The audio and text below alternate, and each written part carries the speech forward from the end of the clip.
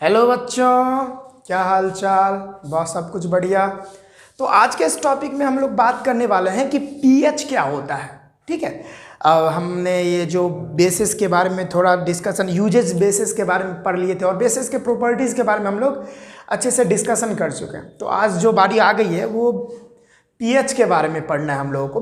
PH के बारे में आज हम लोग पूरा जो डिस्कशन है ना पूरा करने वाले हैं। तो आइए देखते हैं कि पीएच का मतलब क्या होता है, और हम लोग ये भी देखेंगे, ये आज के वीडियो में देखने वाले हैं ये सिर्फ पीएच के बारे में कि पीएच निकालते कैसे हैं, किसी भी सॉल्यूशन का जो पीएच का वैल्यू होना चाहिए वो वैल्यू कैसे निकलेगा, ये हम लोग देखेंगे।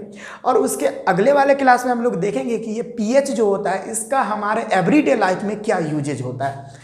ये हम लोग कल के वीडियो में देखेंगे, अगले वीडियो में। आज का जो वीडियो है थोड़ा लंबा हो सकता है, कोई बात नहीं है, हमारे वीडियो के साथ जुड़े रहिए। और आज हम आपको सिखाना, मतलब आप लोग आज डेफिनेटली जो है सीख पाओगे बहुत ईजिली, बहुत ईजी वे में सीख पाओगे कि किसी भी सोल्यूशन का, चाहे वो एसिडिक हो चाहे वो बेसिक हो, उसका पीएच कैसे निकाले, उसका एक वैल्यू होता है वो कैसे निकाले, वो आप लोग बहुत आसानी से निकाल सकते हैं। आइए हम लोग देखते हैं। चूंकि पीएच का पहला मतलब है, पीएच का मतलब क्या होता है वो हम लोग देख लेते हैं। पीएच का मतलब होता है पोटेंशियल ऑफ, ये चल नहीं रहा अच्छे से, दूसरा ले लेते हैं। पोटेंशियल ऑफ हाइड्रोजन आयन, यानी पीएच का क्या मतलब हुआ बच्चे लोग?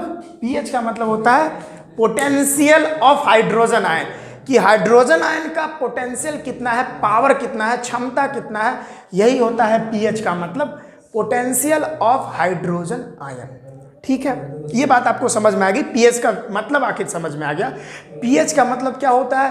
पीएच का मतलब होता है पोटेंशियल ऑफ हाइड्रोजन आयन, कि हाइड्रोजन आयन का कितना कैपेसिटी है, कितना पावर है। अब आगे हम लोग देख लेते हैं कि पीएच निकालने का एक बहुत ही अच्छा फॉर्मूला होता है। ठीक है, पीएच निकालने का एक फॉर्मूला क्या होता है?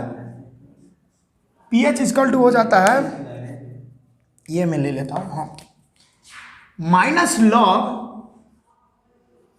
H प्लस कॉन्सेंट्रेशन और टू दी बेस 10, ये हमारा पीएच निकालने का फॉर्मूला हो जाता है। ठीक है, अब आप लोग कहोगे सर ये लॉग क्या है? तो लॉग जो है ना ये 11th के टॉपिक में है, लेकिन फिर भी लॉग का जो थोड़ा, जो लॉगरिथम का थोड़ा प्रॉपर्टी है वो एक दो प्रॉपर्टी में डिस्कशन कर दूंगा, और उस छोटे से टॉपिक से, लॉगरिथम के छोटे से प्रॉपर्टी के साथ जो है आप लोग जो है थोड़ा जो है आसानी से, थोड़ा क्या आसानी से जो है पीएच निकाल सकते हैं। कोई दिक्कत वाली बात ही नहीं है। एक दो हम प्रॉपर्टी बता देंगे लॉगरिथम का, उसके बाद आप लोग बहुत आसानी से पीएच निकाल सकते हैं। कोई उसमें गड़बड़ी वाली बात नहीं, एकदम आसानी से। ठीक है, चूंकि यहां पर H प्लस का क्या मतलब हुआ? H प्लस का मतलब हुआ concentration, concentration of H3O plus ion, या इसको H प्लस आयन भी बोल सकते हैं, या H प्लस आयन। समझ में आया? कहने का मतलब है यहां पे log, minus log to the base 10 और H प्लस का कंसंट्रेशन, अगर H प्लस का कंसंट्रेशन आपको दिया है क्वेश्चन में, अगर आपको H प्लस का कंसंट्रेशन आपको दिया है क्वेश्चन में, तो आप आसानी से किसी भी सोल्यूशन का, चाहे वो कोई भी सोल्यूशन हो, चाहे वो एसिडिक सोल्यूशन हो चाहे ये बेसिक सोल्यूशन हो, ठीक है, उसका आप लोग पीएच का जो वैल्यू होता है वो आसानी से निकाल पाओगे।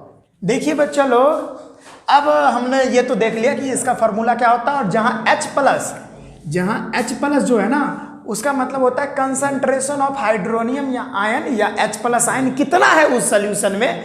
अगर हमको ये पता चल जाए तो हम आसानी से उस सोल्यूशन का, जो भी सोल्यूशन रहे, उसका हम pH value, exact pH value हम निकाल सकते हैं। कोई बड़ी बात नहीं है ये। ठीक है, अब थोड़ा हम इसका प्रॉपर्टी बता देते हैं। लॉग मतलब लॉग क्या है, लॉग का जो है यहाँ पे दिया वो थोड़ा हम समझा देते हैं क्या होता है। ठीक है, देखिए लॉग टू दी बेस 10 है यहाँ पे। ठीक है, लॉग टू दी बेस 10 कहने का क्या मतलब होता है यहाँ पे? देखिए भाई, देखिए बच्चा लोग, अगर हम लोग log y to the base x है, यदि लॉग y, समझिएगा, log y to the base x है और इसका जो आंसर है वो दे रखा है p, चलिए किसी ने बोला कि log y to the base x है और इसका जो आंसर है वो दे रखा है p, ठीक है। तो कहने का मेरा मतलब यह है कि यह जो बेस है, ये जो आप बेस देख रहे हैं log to the base x जो है, इसके बदले में यानी इसके एक्सपोनेंट में, इसके पावर में, ध्यान से रखिएगा, इसके पावर में ऐसा क्या रखे जो y मिल जाए हमको। ध्यान से सुनिएगा, फिर से सुनिएगा बच्चा लोग, देखिए आप डरना नहीं है, आप इसको आराम से समझिएगा ना तो बिल्कुल आसानी से समझ जाइएगा। ये क्या है, log y to the base x और इसका जो आंसर है वो दे रखा है p, ठीक है। तो log to the base x है, यानी इस x बेस जो है इसके पावर में ऐसा क्या रखें, इसके एक्सपोनेंट में ऐसा क्या रखें जो हमको y मिल जाए। तो क्या रखेंगे बच्चा लोग, इसके पावर में अगर हम p रख दें तो क्या हो जाएगा, इसके पावर में अगर हम p रख दें तो वो y के बराबर हो जाएगा।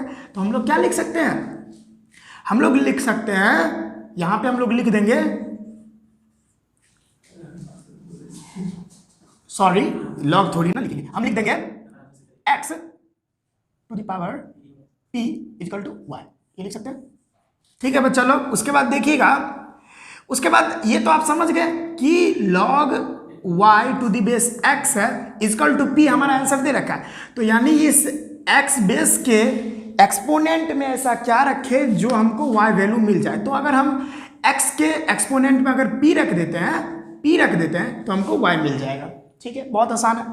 उसी तरह से हम लोग अगर log 100 ले ले, ठीक है, log 100 ले ले टू द बेस 10 तो होगा ही होगा, ठीक है, ये मैं आगे बताऊंगा आपको।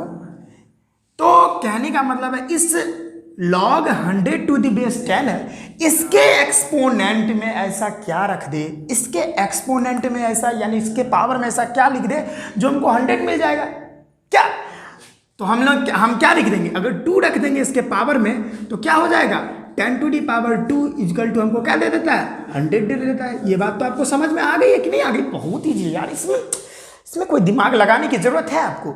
यानी log 100 टू दी बेस 10 है, यानी इस बेस के पावर में एक्सपोनेंट में ऐसा क्या रख दे जो 100 मिल जाए।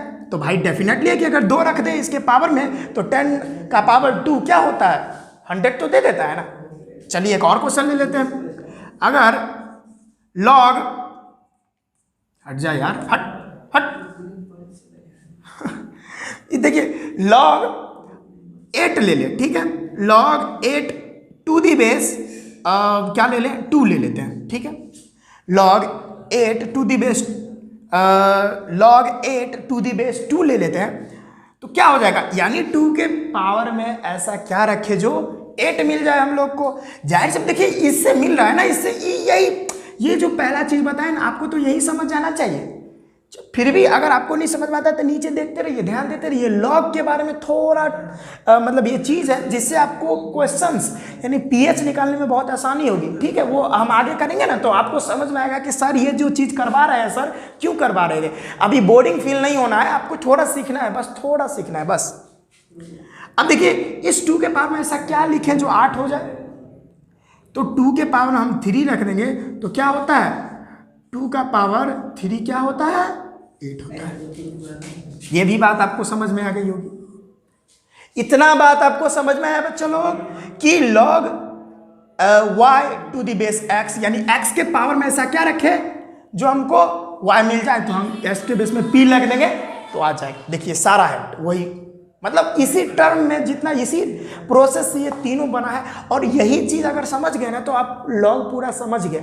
अब लॉगरिदम का 1-2 प्रॉपर्टी आपको बता देते हैं और उसके बाद आप किसी भी सॉल्यूशन का पीएच निकाल सकते हैं। अगर आपको H+ का कंसंट्रेशन आपको पता है तो आप निकाल सकते हैं बहुत easily, very easy, very very easy, ठीक है। तो देखिए बच्चा लोग ये सारा चीज़ आपको समझ में आ गया है, तो हम इसको मिटा लेते हैं, उसके बाद आपको आगे समझाने की कोशिश करते हैं, ठीक है। तो इस मौसम तो अभी गर्मी चल रही है, गर्मी में आइसक्रीम खाइए ठंडे ठंडे और ठंडे हो जाइए मेरे तरह। तो देखिए अब हम आपको एक बहुत ही इंपॉर्टेंट चीज बताने जा रहे हैं। वो क्या है? वो क्या होता है ना कि pH of the solution is inversely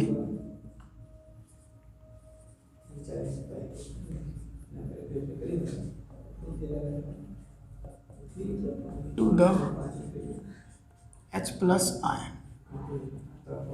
क्या लिखा है मैं? pH ऑफ द सॉल्यूशन, किसी भी सॉल्यूशन का pH इनवर्सली प्रोपोर्शनल होता है H प्लस आयन के। H प्लस आयन के इनवर्सली प्रोपोर्शनल होता है। और डायरेक्टली प्रोपोर्शनल किसके होता है? Directly proportional to the OH minus ion. और OH माइनस आयन के डायरेक्टली प्रोपोर्शनल होता है inversely proportional, directly proportional. Inversely proportional और डायरेक्टली प्रोपोर्शनल आपको हम बता चुके हैं, आपको ध्यान में है। हम फिजिक्स पढ़ा रहे थे उस समय भी इनवर्सली और डायरेक्टली प्रोपोर्शनल बताए थे। इनवर्सली प्रोपोर्शनल में क्या होता है कि जब एक वैल्यू बढ़ता है तो दूसरा वैल्यू घटता है। और डायरेक्टली में क्या होता है? डायरेक्टली प्रोपोर्शनल में तो एक वैल्यू बढ़ता है तो दूसरा भी वैल्यू उसके साथ साथ इंक्रीज करता है। तो वही है, मैं बता रहा हूँ pH ऑफ द सोल्यूशन, किसी भी सोल्यूशन का जो pH होता है ना वो इनवर्सली प्रोपोर्शनल होता है किसके? H प्लस आयन के।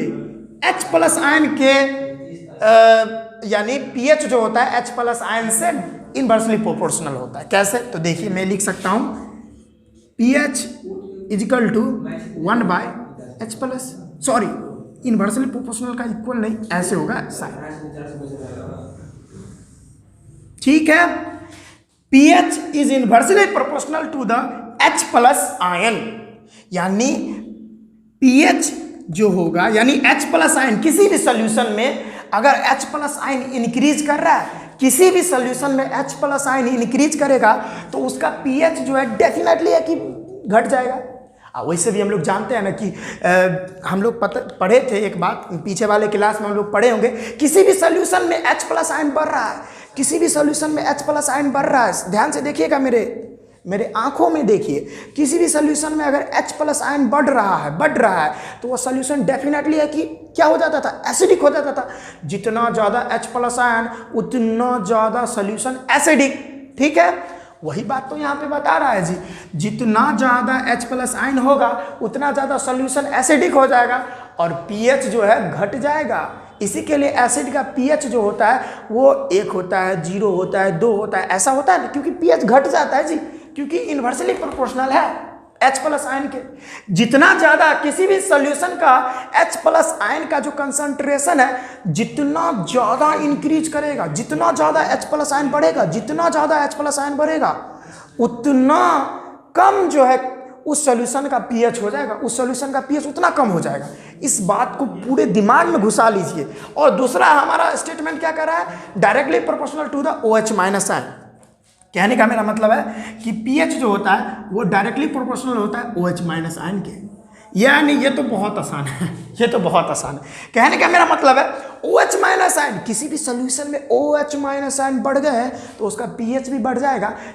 ये बात तो बहुत ईजी है, जाहिर सी बात है, अगर H प्लस आयन बढ़ गया तो pH घट जाएगा और OH माइनस आयन बढ़ेगा तो pH बढ़ जाएगा। क्योंकि मान के चलिए OH माइनस आयन बढ़ गया तो H प्लस आयन का कंसंट्रेशन क्या हो जाएगा? घट जाएगा। इसी के लिए pH जो है इंक्रीज होने लगता है। OH माइनस आयन जितना ज़्यादा बढ़ेंगे, OH माइनस आयन कैसे बढ़ेंगे? कब बढ़ेंगे? जब जो रेंज है न्यूट्रल से थोड़ा ज़्यादा बढ़ेगा, यानी 8 पे जाएगा, 9 पे जाएगा ना। जब pH 8 पे जाएगा, 9 पे जाएगा, 10 पे जाएगा, ऐसे बढ़ते जाएगा तो क्या होगा? OH माइनस आयन का कंसंट्रेशन बढ़ रहा है। यानी देखिएगा OH माइनस आयन का कंसंट्रेशन बढ़ रहा है वहाँ पे। इसी के लिए pH तो 7 से 8, 8 से 9, 9 से 10 भाग रहा है, क्योंकि OH माइनस आयन का कंसंट्रेशन बढ़ रहा है वहाँ पे तो pH भी बढ़ रहा है। वही बात है, अगर pH OH माइनस आयन का कंसंट्रेशन यहाँ पे बढ़ रहा है तो pH भी क्या रहा है? उसके साथ साथ बढ़ रहा है। ये बात ध्यान में रखना आपको, बहुत इंपॉर्टेंट है बात। ठीक है बच्चा लोग, ये आपको दिमाग में अच्छे से सेट हो गई होगी तो वेरी गुड है। तो देखिए बच्चों, एक साइंटिस्ट थे जिनका नाम था सोरेनसन। देखिए स्पेलिंग सही है, सही है तो सही है, गलत है तो आप सही कर लीजिएगा।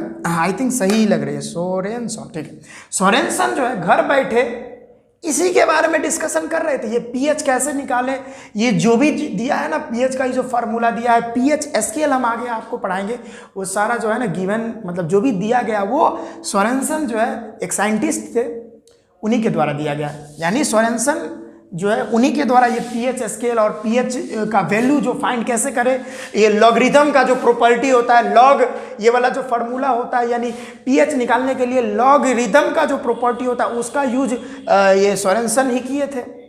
ठीक है, तो सोरेनसन क्या क्या किए थे मैं आपको बता रहा हूँ। सोरेनसन ने क्या किए, सोरेनसन जो है वाटर को डिसोसिएट किए थे। क्या किए थे?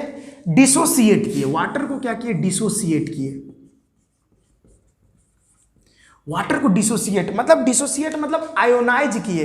वाटर को मतलब आयोनाइज किए। आयोनाइज का मतलब हम आपको बता चुके थे कि जब आयंस ब्रेक डाउन होते हैं that is known as ionization, और उसको भी आयोनाइज ही बोलते हैं। तो यानी वाटर जब डिसोसिएट होगा तो क्या बनेगा भाई? क्या बनेगा? H+ और अलॉन्ग विथ OH- बनेगा। और हमको पता है किसी भी चीज को, यानी यहाँ पे अगर आपको पता होना चाहिए, मैं इस साइड में बता देता हूँ, ये वाटर में क्या होता है?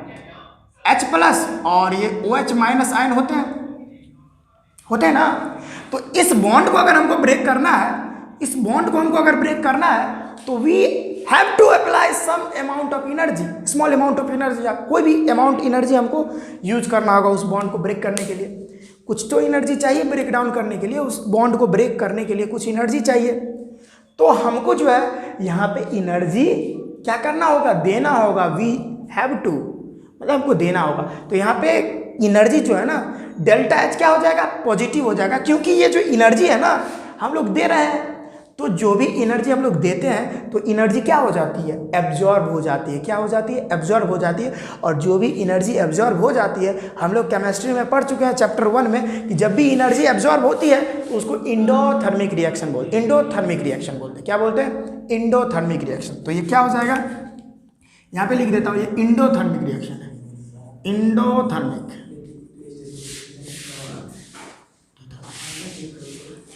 इंडोथर्मिक है और इंडोथर्मिक रिएक्शन है, यानी हीट क्या होगी? एब्जॉर्ब होगी। इसमें हीट एब्जॉर्ब होगी। तो यहाँ पे ΔH क्या हो सकती है? ΔH जो है वो पॉजिटिव हो जाएगा बच्चा लोग। ΔH क्या हो जाएगा? पॉजिटिव हो जाएगा, क्योंकि यहाँ पे एनर्जी रिलीज नहीं हुई है। एनर्जी तो रिलीज हुई नहीं है, एनर्जी हम लोग को दे रहे हैं, हम लोग को देना है, एब्जॉर्ब हो रही है ये आयंस को ब्रेक डाउन करने के लिए। तो ΔH पॉजिटिव हो जाएगी बच्चा लोग। तो इतना बात आई थिंक आपको समझ में आया। देखो इसमें क्या है कि सोरेनसन एक साइंटिस्ट थे जिन्होंने घर बैठ के कर रहे थे। और एक और बात बहुत इंपॉर्टेंट है कि ये जो भी कर रहे थे वो एक निश्चित टेम्परेचर में कर रहे थे। अब डेफिनेटली है कि यह चीज़ जो भी एक्सपेरिमेंट सोरेनसन कर रहे थे तो डेफिनेटली घर के अंदर कर रहे थे, तो वहाँ का टेम्परेचर कितना हो सकता है? रूम टेम्परेचर पर कर रहे थे, यानी 25 डिग्री सेल्सियस। एक और बात आप याद रखिएगा बच्चा लोग, ये जो पीएच होता है ना किसी भी सॉल्यूशन का, वो टेम्परेचर पर भी डिपेंड करता है। टेम्परेचर पर भी डिपेंड करता है, क्योंकि ये सारा चीज़ आप हायर क्लास में पढ़ोगे, लेकिन मैं बता देता हूँ कि ये जो पीएच होता है वो टेम्परेचर पर भी डिपेंड करता है। ठीक है, तो सोरेनसन जो है घर बैठे जो है 25 डिग्री सेल्सियस पर ये कर रहे थे। ठीक है, 25 डिग्री सेल्सियस टेम्परेचर पर, यानी रूम टेम्परेचर पर ये एक्सपेरिमेंट कर रहे थे कि वाटर को डिसोसिएट कर रहे थे, आयोनाइज कर रहे थे। और आयंस जब भी ब्रेक डाउन हो रहा था, आयंस जब जो है H+ और OH में बन रहा था, तो उसमें एनर्जी एब्जॉर्ब होगी ना, कुछ अमाउंट में एनर्जी एब्जॉर्ब होगी। और जब भी एनर्जी एब्जॉर्ब होती है तो इंडोथर्मिक होता है वो, इंडोथर्मिक रिएक्शन। और जब भी इंडोथर्मिक रिएक्शन होता है तो इसमें क्या होता है? हीट क्या होती है? एब्जॉर्ब हो जाती है। इसी के लिए ΔH क्या हो जाता है? पॉजिटिव हो जाता है। इतना बात आई थिंक आपको समझ में आ गई होगी बच्चा लोग। Very good. देखिए यहाँ पे साइंटिस्ट का नाम गलत हो गया, आप लोग बताए भी नहीं कमेंट में। देखिए क्या होगा? सोरेनसन। ठीक है, ये साइंटिस्ट का नाम होगा सोरेनसन। ये घर बैठे ये सारा चीज कर रहे थे। ठीक है, अब हम लोग देखेंगे बच्चा लोग कि हम जो है यहाँ पे H+ आयन का, यहाँ पे जो आप लोग देख रहे हैं पीएच का फॉर्मूला होता है -log H+ ion concentration to the base 10। तो ये H+ आयन का जो कंसंट्रेशन है वो कैसे निकाले जी? चूंकि मैं मानता हूं कि ये जो है 99.99 मतलब अधिक अधिकतर टाइम जो है, ज़्यादातर टाइम जो है क्वेश्चन में गिवन होता है, दिया रहता है, ये H प्लस आयन का कंसंट्रेशन आपको दिया रहता है, ठीक है। लेकिन इसको निकालने का एक फार्मूला होता है, वो मैं बता देता हूँ। लेकिन अब कंसंट्रेशन निकालना है तो कंसंट्रेशन टर्म लेना होगा हमको। We have to take a concentration term, after that we can find the H plus ion concentration in a particular solution. किसी भी सोल्यूशन में कितना H प्लस आयन का कंसंट्रेशन है, तो ये हम कंसंट्रेशन टर्म जब तक नहीं लेंगे तब तक हम तो फाइंड नहीं कर सकते। तो हमको एक कंसंट्रेशन टर्म लेना पड़ेगा, कंसंट्रेशन टर्म लेना पड़ेगा, और वो कंसंट्रेशन टर्म होगा मोलैरिटी। मोलैरिटी क्या होगा? मोलैरिटी होगा। अब कैसे निकालेंगे वो हम लोग देख लेते हैं। तो देखिए हम लोग कंसंट्रेशन टर्म लिए हैं, तो कंसंट्रेशन टर्म अगर हम मोलैरिटी एक जो भी है, ये 12th का वैसे चैप्टर है, मतलब 12th का टॉपिक है, लेकिन एक में मतलब बेसिक आइडिया दे देता हूँ कि इससे अगर क्वेश्चन में कभी कभी गिवन नहीं दिया रहता तो इस चीज से, मोलैरिटी से आप लोग कंसंट्रेशन निकाल सकते हो H प्लस आयन का। और एक और बात मैं बता रहा हूँ बच्चा लोग कि अगर H प्लस दिया है, ठीक है, अगर H प्लस का हम लोग कंसंट्रेशन निकाल लेते हैं तो OH का भी कंसंट्रेशन निकाल सकते हैं, OH का भी कंसंट्रेशन हम लोग निकाल सकते हैं। तो देखिएगा कैसे हम लोग निकाल सकते हैं। अगर हम फाइंड करना चाहते हैं कंसंट्रेशन ऑफ H प्लस, वो कैसे करेंगे? तो number of moles of H plus ion या hydronium ion by volume of the solution, volume of the solution. ये फार्मूला से जो है हम लोग ये कंसंट्रेशन टर्म से हम लोग फाइंड कर सकते हैं बहुत आसानी से concentration of H plus ion. उस सॉल्यूशन में H प्लस आयन का, ध्यान दीजिएगा, उस सॉल्यूशन में H प्लस आयन का कंसंट्रेशन कितना था, ये हम कैसे फाइंड करेंगे? वो फाइंड करेंगे number of moles of H plus ion. उस सॉल्यूशन में H प्लस आयन का कितना मोल था, उस सॉल्यूशन में जिस सॉल्यूशन का हम लोग कंसंट्रेशन निकाल रहे हैं H प्लस आयन का, तो उसको हम फाइंड कैसे करेंगे? उस सॉल्यूशन में उस H प्लस आयन के कितने मोल थे और बट्टे में वॉल्यूम ऑफ द सॉल्यूशन, वो जो सॉल्यूशन हम लिए थे वो सॉल्यूशन कितना था, वो अगर हम फाइंड कर ले तो हम लोग concentration of H plus ion निकाल सकते हैं बहुत आसानी से, कोई इसमें दिक्कत वाली बात है नहीं, ठीक है। उसी तरह से अगर हम ये निकाल लिए तो उसी तरीके से हम OH माइनस आयन का कंसंट्रेशन भी तो निकाल सकते हैं। तो यहाँ पे जगह है नहीं, अच्छा यहाँ पे मैं लिख देता हूँ कंसंट्रेशन, यहाँ पे लिख देता हूँ concentration of OH minus ion, बस यही है। न्यूमिनेटर में यहाँ पे H प्लस है तो OH माइनस हो जाएगा। क्या लिख सकते हैं? Number of moles of OH minus ion और बट्टे में volume of the solution, volume of the solution, उस सॉल्यूशन का वॉल्यूम कितना होगा, ये अगर हम लोग फाइंड कर लें तो हम लोग आसानी से निकाल सकते हैं। ये देखिए pH कहाँ चला गया, ठीक है, समझ गए ना, आपको बेसिक आइडिया मिल गया कैसे निकाल सकते हैं। लेकिन आप निश्चिंत रहिए, वैसे क्लास 10th के लेवल में उतना तो नहीं है, लेकिन फिर भी अगर कॉम्पिटिटिव एग्जाम में जाते हैं तो उसमें भी 99.99999% केस में आपको कंसंट्रेशन दिया रहता है OH माइनस आयन का, चाहे H प्लस आयन का कंसंट्रेशन आपको दिया रहता है, तो आपको ज़्यादा हेडेक नहीं लेना है। अगर फिर भी नहीं दिया रहता है ना, तो ये फार्मूला आप यूज कर दीजिए, यानी ये जो कंसंट्रेशन टर्म है मोलैरिटी, उसको यूज कीजिए और आपको आसानी से आ जाएगा आंसर, ठीक है। यानी आप लोग कंसंट्रेशन H प्लस आयन का या चाहे OH माइनस आयन का कंसंट्रेशन बहुत आसानी से निकाल सकते हैं, कोई दिक्कत वाली बात नहीं होती, ठीक है। तो देखिए बच्चों, ये सारा चीज़ आप समझ गए हैं। तो ये सारा अगर समझ गए हैं तो हम इसको मिटा लेते हैं और उसके बाद हम लोग देखेंगे आगे क्या है।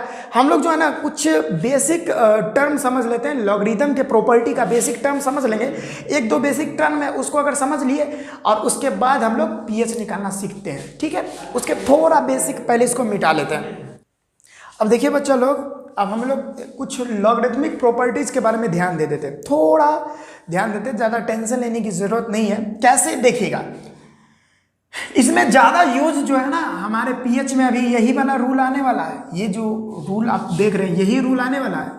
कहने का मतलब ये कैसे देखिएगा, log x to the base a, और इसका जो पावर अगर p है तो ये पावर जो है ना यहाँ कूद के चलाएगा, ऐसे कूद के चलाएगा। ठीक है, तो देखिएगा ये p जो है यहाँ पे चला आया और log x to the base a ही रह गया। ठीक है, ध्यान दीजिएगा, अगर log x to the base a है और x का पावर अगर p है, ठीक है, तो ये p जो है ना कूद के यहाँ पे चलाएगा log के पीछे, और ये हो जाएगा p log x to the base a। ऐसे पढ़ते हैं इसको, ऐसे पढ़ते हैं। ठीक है, ऐसे आ जाएगा। ये प्रॉपर्टी हमको समझ में आना चाहिए। एक बार और समझ लीजिए कि अगर log x to the base a और x का पावर p है, तो ये p जो है ना, ये पावर जो p है एक्सपोनेंशियल फॉर्म में जो p है वो कूद के यहाँ पे चलाएगा log के पीछे, और यहाँ पे याद देखिए p log x to the base a है, और ये हमारा हो जाता है। यही ज़्यादा चीज़। अब यहाँ पे देखिए log x y to the base a है, तो ये क्या हो जाता है, x और y जो है ना स्प्लिट अप हो जाता है, टूट जाता है। तो क्या हो जाएगा, log a और log x to the base a plus log y to the base a हो जाता है यहाँ पे। ये भी प्रॉपर्टी आपको ध्यान में रखनी है, लेकिन ध्यान में आपको ज़्यादातर यही रखना है क्योंकि यूज अभी यही होने वाला है। इसी के थ्रू हम लोग pH अभी बहुत आसानी से निकाल सकते हैं। तो ये चीज़ आप ध्यान में रखिए। बाकी जो है आपको हायर क्लास में पढ़ना है, लेकिन अभी ध्यान में आप बस यही रख लीजिए, यही हम लोग अभी pH निकालने के लिए यूज करने वाले हैं। ठीक है, देखिए अब पहले इसको हम मिटा लेते हैं, उसके बाद हम लोग अभी सीखते हैं कि pH कैसे निकालेंगे किसी भी सोल्यूशन का। वो समय आ गया है कि अब हम लोग देखेंगे किसी भी सोल्यूशन का जो है pH वैल्यू कैसे निकालते हैं। देखिए बच्चा लोग, अब वो समय आ ही गया है कि अब हम लोग किसी भी सोल्यूशन का pH अभी कैसे पता कर सकते हैं। देखिएगा, अगर आपको कंसंट्रेशन दिया हुआ है H प्लस आयन का जो कंसंट्रेशन है आपको दे रखी है 10 टू दी पावर -4 मोल पर लीटर। इसका स्टैंडर्ड यूनिट होता है मोल पर लीटर कंसंट्रेशन टर्म का। ठीक है, जैसे हम लिए थे। तो 10 टू दी पावर -4 आपको दिया हुआ है, तो आपको कह रहा है pH निकालने के लिए ये जो सोल्यूशन होगा उसका भाई आप pH निकाल दीजिए। कैसे निकालें भाई, ये बहुत बड़ी दुविधा है। तो देखिए कैसे निकालेंगे। pH निकालने का फॉर्मूला हम लोग क्या पता था हम लोग को, minus log concentration H plus to the base 10। अगर यहाँ पे कुछ नहीं भी दिया है तो बेस आप 10 मान सकते हैं। ठीक है, तो आइए हम लोग निकालते हैं। pH इक्वल टू क्या हो जाएगा, minus log to the base 10, और H प्लस आयन का कॉन्सेंट्रेशन देखिए यहाँ पे दे रखा है। क्या दे रखा है, 10 टू दी पावर -4। लगा दीजिए 10 टू दी पावर -4। ठीक है, अब हम आपको बताए थे, अभी जस्ट बताएं कि किसी के पावर में देखिए log x to the power p और इसके पावर में कुछ भी है n, तो ये पावर आके यहाँ पे चलाएगा। अभी जस्ट आपको लॉगरिथम की प्रॉपर्टी में पढ़ाए थे हम लोग। ये वाला जो ये पावर का प्रॉपर्टी, ये जो पावर एक्सपोनेंट फॉर्म में p का, वो जो है ना यहाँ नीचे यानी log के पीछे चला आता है, log के पीछे चला आता है ये पावर। ठीक है, तो आपको ये समझ में आनी चाहिए। वैसे हम 2-3 अभी क्वेश्चन कराएंगे ना, तो आपको पूरा आसानी से क्लियर हो जाएगा, दिमाग में अंदर ही चला जाएगा। इसी के लिए देखिएगा, ये 10 टू दी पावर -4 है ना, ये उछल के यहाँ पे चलाएगा, तो pH क्या हो जाएगा माइनस, ये देखो ये सिर्फ पावर आएगा, 10 नहीं जाएगा, ये सिर्फ पावर आएगा, तो हो जाएगा ये माइनस, ये जो कि यहाँ वाला माइनस और ये -4, और यहाँ पे हो जाएगा log 10, ये वाला 10 तो यही था 10 और टू दी बेस 10। ठीक है, अब देखिए pH क्या हो जाएगा -+4, और देखिए अब हम आपको शुरुआत में जो बताए थे कि इसके पावर में ऐसा क्या लिखे जो 10 के इक्वल हो जाए, इसीलिए बता रहे थे ना, इसीलिए आपको बता रहे थे कि बाबू सीख लीजिए, आपको यूज आने वाला है। आखिर आ गया इसका यूज, देखे कि नहीं। तो यानी log 10 टू दी बेस 10 है, यानी इस 10 के ये जो बेस है इसके एक्सपोनेंट में यानी इसके पावर में ऐसा क्या लिखे जो 10 के इक्वल हो जाए। डेफिनेटली है कि सर अगर 1 लिख दे तो वो 10 के इक्वल हो जाएगा, 1 हो जाएगा, यानी ये पूरा का वैल्यू कितना हो जाएगा 1 हो जाएगा। तो यहाँ पे इंटू है, यानी यहाँ पे इंटू है, तो यहाँ पे इंटू है, यहाँ पे इंटू लगा दीजिए, तो क्या हो जाएगा पूरा का वैल्यू 1 हो जाएगा। तो pH जो है फाइनली आपको +4 यानी 4 प्लस जो है सब में छुपा ही रहता है +4 आ जाएगा। ठीक है, आया समझ में, दिमाग में घुस गया। अगर ये आपको समझ में आ गया ना, तो एक और क्वेश्चन अभी लेके समझा रहा है। हाँ, क्वेश्चन है कि find the pH of pure water. Pure water का pH फाइंड करना है एट 298 केल्विन। हम बताए थे ना, अगर टेम्परेचर चेंज होगा ना बाबू तो पीएच भी चेंज हो जाता है। इसी के लिए टेम्परेचर जो है ये मतलब फिक्स होना चाहिए, यानी 298 केल्विन, यानी रूम टेम्परेचर होना चाहिए 25 डिग्री सेल्सियस पे। तो पीएच आपको बताना है वाटर का 298 केल्विन पर, टेम्परेचर अगर दिया हो 298, अगर कंसंट्रेशन भी दिया है हाइड्रोजन आयन का, H+ आयन का कंसंट्रेशन भी अगर आपको 10⁻⁻7 मोल पर लीटर दिया हुआ है, तो आपको बताना है कि ये जो प्योर वाटर है उसका पीएच क्या होगा। तो पीएच का फॉर्मूला हम लोग क्या जानते हैं, -log कंसंट्रेशन H+10, कुछ नहीं है तो बेस 10 ही होगा। तो पीएच क्या हो जाएगा, -log 10 और H+ का कंसंट्रेशन देखिए यहाँ पे दे रखा है 10⁻⁻7 मोल्स पर लीटर, तो लिख देते हैं हम 10⁻⁻7। ठीक है, अब हम बताए थे किसका प्रॉपर्टी, लॉगरिथम का प्रॉपर्टी, कि log x⁻p⁴n है, तो ये n जो है पावर यहाँ पे log के पीछे चलाता है, यहाँ पे चलाता है, तो ये आपको यूज करना है और वैल्यू निकाल लेनी है आपको। इसी पीएच के वैल्यू पर ही तो हम लोग अभी ये सारा रामायण कथा कर रहे हैं, तो आपको समझना चाहिए। ये जो पीएच है ना वो यहाँ पे चला आता है, तो क्या हो जाएगा पीएच, ये देखिए 7 है, ये जो है -7 है, नीचे आ जाएगा, यहाँ पे आ जाएगा, तो माइनस ये वाला -7 और ये, और सॉरी ये वाला -7 पहले से, और ये वाला जो -7 है, और देखिए और ये वाला जो 10 है ये क्या होगा यहाँ पे log 10, और ये तो 10 पहले से है, और यहाँ पे इंटू लग जाएगा ना, यही ना होगा। अब क्या लिख सकते हैं, pH इक्वल टू, यहाँ पे इक्वल टू मैं देना ही भूल गया, ठीक है, ये माइनस माइनस क्या हो जाता है बाबू, प्लस हो जाता है, +7। और देखिए यही बात है कि log 10 टू दी बेस 10, यानी इस बेस के, यानी 10 बेस है, इस बेस के पावर में ऐसा क्या लिखे जो 10 हो जाए, तो जाहिर सी बात है अगर 1 लिखेंगे तो हो जाएगा हमको 10, तो हम क्या लिखेंगे इंटू, ये पूरा का वैल्यू कितना हो जाएगा 1 हो जाएगा, तो pH इक्वल टू कितना हो जाएगा 7, यानी यहाँ पे प्योर वाटर जो होता है, प्योर वाटर का जो pH होता है वो कितना होता है 7 होता है इसका, ये बात आप लोग ध्यान में रखिएगा, 7 होता है। कितना ईजी है जी, वेरी ईजी। अरे भाई इससे भी ईजी कुछ होता है क्या, नहीं होता ना, कितना ईजी है, बहुत आसानी से आप ये टर्म को मतलब कैलकुलेट कर सकते हो, पीएच को कैलकुलेट कर सकते हो, तो इस तरह से पीएच को हम लोग कैलकुलेट कर सकते हैं। चलिए और ले लेते हैं हम, और ले लेते हैं, यहाँ पे ले लेता हूँ, यहाँ पे हो जाएगा। हाँ, क्योंकि बात होती है ना कि H+ आयन का जो कंसंट्रेशन है ना आपको दिया रहता है, हमेशा दिया रहेगा, ठीक है, आपके लेवल में जो है आप हमेशा दिया रहेगा। और ले लेते हैं हम, जैसे आपको H+ आयन का कंसंट्रेशन दे रखा है, कितना दे रखा, 10⁻⁻8 दे रखा है, मोल्स पर लीटर, मोल पर लीटर दे रखा ना।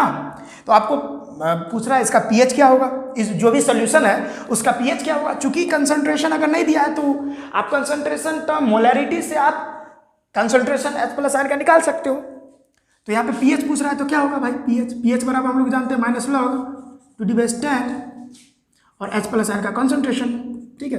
तो H+ आयन का कंसंट्रेशन हमको दे रखा, तो निकाल दीजिए भाई पीएच, -log 2 H+ आयन का कंसंट्रेशन 10⁻8 दे रखा, ठीक है। तो क्या हो जाएगा पीएच इसका, देखिएगा -log, सॉरी यहाँ पे क्या होगा ना, ये जो हम आपको बताए थे लॉगरिथम का एक प्रॉपर्टी बताए थे, log x⁻p का पावर n है, तो ये पावर जो है यहाँ पे चला आता है, ठीक है। तो वो भी बात यही होगा कि यहाँ पे जो है ना ये -8 जो है, ये पहले वाला माइनस और यहाँ वाला -8 उचक के चलाएगा, कूद के चलाएगा, और इंटू में यहाँ पे बच जाएगा log 10 और यहाँ वाला 10, ठीक है, log 10 टू दी बेस 10 बच जाएगा।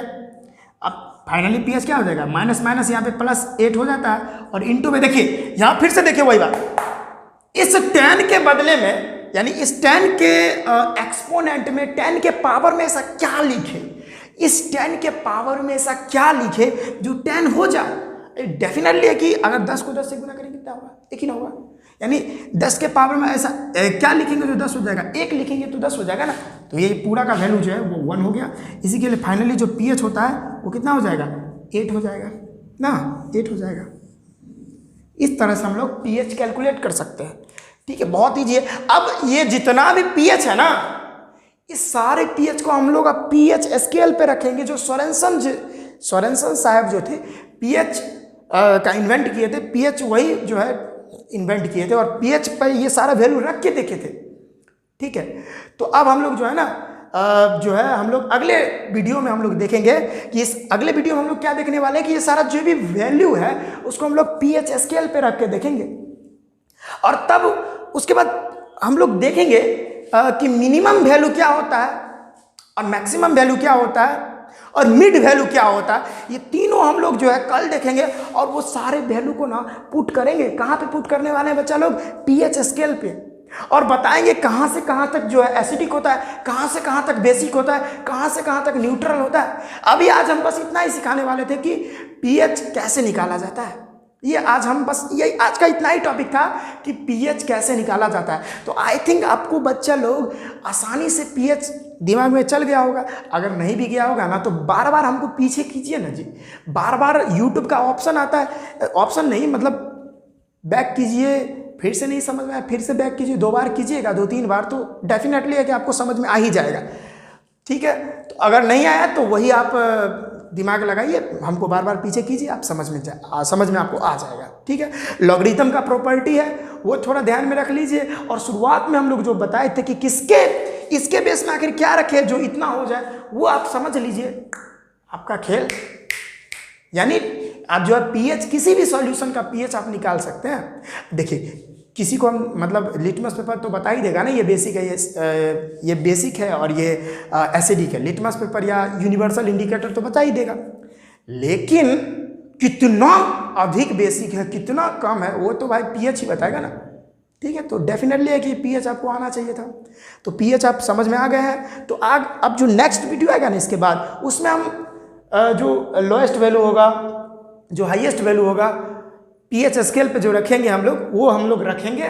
और मिड वैल्यू क्या होता है, न्यूट्रल वैल्यू कहाँ पे होगा, कैसे एसिडिक होगा, कैसे बेसिक होगा, कैसे OH- आयन का कंसंट्रेशन बढ़ेगा, कैसे H+ आयन का कंसंट्रेशन बढ़ेगा, कैसे H+ आयन का कंसंट्रेशन किधर जाने पर बढ़ेगा, हम लोग सारा देखेंगे। स्ट्रॉन्ग बेस वीक बेस कैसे होगा, सारा हम लोग देखने वाले हैं। ठीक है, तो मिलते हैं नेक्स्ट वीडियो में। पढ़ाई करते रहिए। All the very best. और अगर आपको मेरा वीडियो अच्छा लग रहा है, ठीक है, तो मेरा वीडियो को लाइक कीजिए, शेयर कीजिए और सब्सक्राइब कीजिए और मेरे चैनल से जुड़े रहिए। ठीक है, मिलते हैं नेक्स्ट वीडियो में। All the very best.